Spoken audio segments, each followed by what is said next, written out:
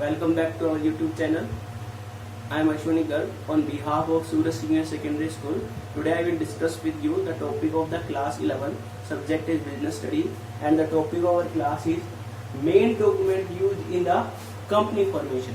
आपकी जो कंपनी है उसको फॉर्म करने के लिए, उसको स्टार्ट करने के लिए हमें वेरियस टाइप की फॉर्मेलिटीज कंप्लीट करनी होती है और कंपनी को फॉर्म करने के लिए आपकी 3 स्टेजेज आती है: promotion stage, incorporation stage and commencement of business stage. So today we discuss about the main document used in the company formation. जो आपकी कंपनी है उसको फॉर्म करने के लिए, कंपनी को स्टार्ट करने के लिए हमें जो मेन डॉक्यूमेंट बनाने पड़ते हैं जिसके लिए कंपनी की बहुत ज्यादा रिक्वायरमेंट है, उन डॉक्यूमेंट्स को डिस्कस करेंगे. आपकी 3 डॉक्यूमेंट्स है: MOA जिसका नाम है memorandum of association, second one है AOA article of association, and third one है प्रोस्पेक्टस. आपकी कंपनी के 3 इंपॉर्टेंट डॉक्यूमेंट है जो एक कंपनी के रजिस्ट्रेशन के लिए हमें चाहिए ही चाहिए. आपकी कंपनी का जो मेन ऑब्जेक्टिव है, जिस पर्पज के लिए कंपनी एस्टेब्लिश की जा रही है, वो सारे मेन ऑब्जेक्टिव है. कंपनी का जो मेन बिजनेस है वो कहाँ पर आपका एक्सप्लेन किया जाता है मेमोरेंडम ऑफ एसोसिएशन में. उसके बाद आपकी कंपनी के जितने भी रूल्स रेगुलेशंस हैं, एक कंपनी के ऑब्जेक्टिव को अचीव करने के लिए जितने भी रूल्स रेगुलेशन होंगे वो रूल्स रेगुलेशन आपके कहाँ पर मेंशन किए जाते हैं, आर्टिकल ऑफ एसोसिएशन में. उसके बाद है प्रोस्पेक्टस. प्रोस्पेक्टस एक ऐसा इंपॉर्टेंट डॉक्यूमेंट है जिसके लिए कंपनी को अगर जनरल पब्लिक को इन्वाइट करना है तो जनरल पब्लिक को इन्वाइट करने के लिए या अपने शेयर्स को इश्यू करने के लिए, डिवेंचर्स को इश्यू करने के लिए जो डॉक्यूमेंट यूज किया जाता है उसको हम प्रोस्पेक्टस बोलते हैं. Now the memorandum of association, it refers to the basic document of the company. ये आपकी कंपनी का सबसे बेसिक डॉक्यूमेंट है. इसके बगैर कंपनी का रजिस्ट्रेशन नहीं हो सकता. अगर किसी कंपनी का रजिस्ट्रेशन करवाना है तो हमें मेमोरेंडम ऑफ एसोसिएशन बनाना ही पड़ेगा. In which those conditions are stated on the basis of which a company is incorporated. एक ऐसा इंपॉर्टेंट वाइटल डॉक्यूमेंट है आपकी कंपनी का जिसके अंदर वो सारी कंडीशन, सारी आपकी इंफॉर्मेशन आएगी जिसके बेस पर आपके कंपनी को रजिस्टर्ड किया गया है.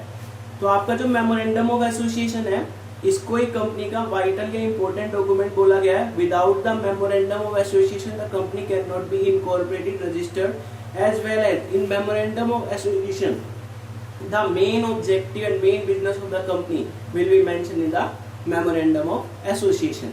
And the memorandum of association also creates a boundary wall for the company as well as the outsider. आपका जो मेमोरेंडम ऑफ एसोसिएशन है वो एक टाइप से बाउंड्री वॉल क्रिएट करता है कंपनी के लिए. इसके अंदर जितनी भी आपकी इंफॉर्मेशन मेंशन है, अगर उस इंफॉर्मेशन से बाहर जाकर कोई थर्ड पार्टी कंपनी के साथ कोई कॉन्ट्रैक्ट करती है तो उसके लिए कंपनी बाउंड नहीं होगी. इसको अल्ट्रा वायरस बोला गया है. इसलिए थर्ड पार्टी को कभी भी कंपनी के साथ कोई कॉन्ट्रैक्ट करना है तो उसे मेमोरेंडम ऑफ एसोसिएशन को देख लेना चाहिए. उसके अकॉर्डिंग उसकी जो बाउंड्री वॉल है उससे बाहर जाकर अगर कंपनी के साथ कोई भी कॉन्ट्रैक्ट करता है, किसी भी टाइप का कोई भी वर्क करता है तो कंपनी उसके लिए रेस्पॉन्सिबल नहीं होगी. तो एक टाइप से बाउंड्री वॉल क्रिएट करती है. साथ ही साथ जो आपका मेमोरेंडम ऑफ एसोसिएशन है इसमें कम से कम आपकी डायरेक्टर्स को जिसने सिग्नेचर किया है उन्हें कम से कम 1 शेयर तो परचेज करना ही होगा. वो इसलिए परचेज किया जाता है कि जो पार्टी आपकी कंपनी के अंदर डायरेक्टर है वो आपकी कंपनी के अंदर कोई ना कोई रिस्क ले. इसलिए आपकी जो मेमोरेंडम ऑफ एसोसिएशन पे डायरेक्टर साइन करते हैं, सिग्नेचर करते हैं, उन्हें कम से कम 1 शेयर लेना जरूरी है. तो ये मेमोरेंडम ऑफ एसोसिएशन है. कोई भी कंपनी है उसका रजिस्ट्रेशन करवाना है तो रजिस्ट्रेशन करवाने के लिए जो आपकी कंपनी का रजिस्ट्रार ऑफिस है उस रजिस्ट्रार ऑफिस में रजिस्ट्रार के पास हमें ये मेन डॉक्यूमेंट भेजना पड़ेगा जिससे कंपनी का रजिस्ट्रेशन आपका इजीली हो सके. ये तो मेमोरेंडम ऑफ एसोसिएशन है. इसके बाद सेकंड डॉक्यूमेंट आता है article of association. Article of association क्या है? It refers to that document in which rules of internal management, एक टाइप से जो कंपनी के अंदर आपका वर्क हो रहा है उससे रिलेटेड जो भी रूल्स रेगुलेशन है to achieve the objective laid down in the memorandum of association. जो ऑब्जेक्टिव आपने मेमोरेंडम ऑफ एसोसिएशन में बताए हैं उन ऑब्जेक्टिव को अचीव करने के लिए जो भी रूल्स रेगुलेशन है उन रूल्स रेगुलेशन को बनाने का वर्क आर्टिकल ऑफ एसोसिएशन में किया जाता है. तो एक टाइप से आपका जो मेन ऑब्जेक्टिव है या कंपनी का जो भी ऑब्जेक्टिव है वो ऑब्जेक्टिव हम ऑलरेडी मेंशन किसमें कर चुके हैं, मेमोरेंडम ऑफ एसोसिएशन में. अब मेमोरेंडम ऑफ एसोसिएशन में ऑब्जेक्टिव मेंशन किया जाता है लेकिन उस ऑब्जेक्टिव को अचीव करने के लिए उसकी क्या प्रोसीजर होगी, क्या रूल होंगे, वो सारे रूल्स रेगुलेशन प्रोसीजर जो है वो हमारी कहाँ पर मेंशन किए जाते हैं, आर्टिकल ऑफ एसोसिएशन में। आर्टिकल ऑफ एसोसिएशन आपकी कंपनी का एक इंपॉर्टेंट डॉक्यूमेंट है, लेकिन ये कंपलसरी नहीं है कि public company article of association को प्रिपेयर करे।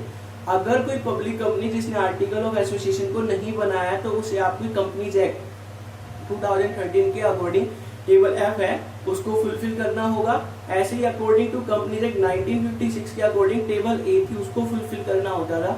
इसीलिए आर्टिकल ऑफ एसोसिएशन कंपनी के लिए बनाना जरूरी नहीं है। अगर कंपनी ने आर्टिकल ऑफ एसोसिएशन नहीं बनाया तो मेमोरेंडम ऑफ एसोसिएशन सेंड करते वक्त उसके ऊपर मेंशन कर दिया जाएगा incorporated without the article of association, कि आपकी कंपनी का रजिस्ट्रेशन किया जा रहा है और ये कंपनी आर्टिकल ऑफ एसोसिएशन नहीं बनाएगी। और जब कंपनी आर्टिकल ऑफ एसोसिएशन नहीं बनाती तो उसे कंपनी की टेबल एफ फुलफिल करनी होगी।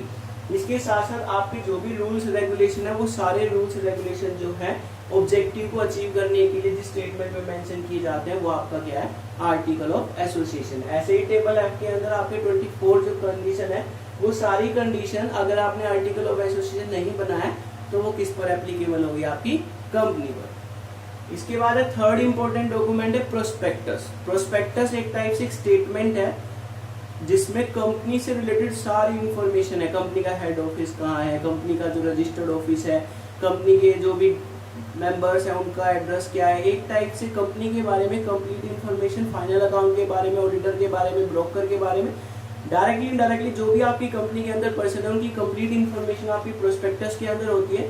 एक ऐसी स्टेटमेंट है जो कंपनी के बारे में इंफॉर्मेशन प्रोवाइड करती है जनरल पब्लिक को, और साथ ही साथ उन जनरल पब्लिक को शेयर इशू करने के लिए और जनरल पब्लिक को शेयर परचेज करने के लिए इनवाइट करने के लिए जो डॉक्यूमेंट बनता है उसको बोलते हैं prospectus. It refers to that document which contains all the relevant information to invite the public for security. आपका जो प्रोस्पेक्टस है ये एक ऐसा डॉक्यूमेंट है जिसमें आपकी कंपनी की सारी रिलेवेंट इंफॉर्मेशन है, इंपॉर्टेंट इंफॉर्मेशन है, to invite the public as well as to issue the shares and debentures to the general public. सिर्फ जनरल पब्लिक को इनवाइट ही नहीं किया जाता बल्कि अपने शेयर्स को, डिबेंचर्स को हमें अलॉट करना है, एप्लीकेशन बनी है, जो भी वर्क है वो सारा का सारा प्रोस्पेक्टस के थ्रू होगा। अगर कोई कंपनी स्टार्टेड में प्रोस्पेक्टस को इशू नहीं करती, इसका मतलब अगर कोई कंपनी जनरल पब्लिक को इनवाइट नहीं करती, तो प्राइवेट कंपनी और पब्लिक कंपनी है जो जनरल पब्लिक को अगर इनवाइट नहीं कर रही शेयर परचेज करने के लिए तो उसे प्रोस्पेक्टस बनाने की नीड नहीं है, वो एक स्टेटमेंट बनाएगी जिसका नाम है स्टेटमेंट इन लियो प्रोस्पेक्टस। ऐसे ही अगर कोई पब्लिक कंपनी है उसने किसी भी टाइप की कोई भी इंफॉर्मेशन पहले मेंशन नहीं की कि उसे जनरल पब्लिक को शेयर इशू करने हैं, लेकिन थोड़े टाइम के बाद उसने जनरल पब्लिक से एप्लीकेशन को इनवाइट कर दिया, तो उस केस में पब्लिक कंपनी को जैसे ही वो शेयर अलॉट करेगी उससे 3 डेज एडवांस रजिस्ट्रार के पास एक स्टेटमेंट बनाकर सेंड करनी होगी प्रोस्पेक्टस की तरह ही, उसको बोलते हैं स्टेटमेंट इन लियो प्रोस्पेक्टस। तो आपकी कंपनी की फॉर्मेशन के लिए सबसे इंपॉर्टेंट डॉक्यूमेंट है memorandum of association, article of association and prospectus.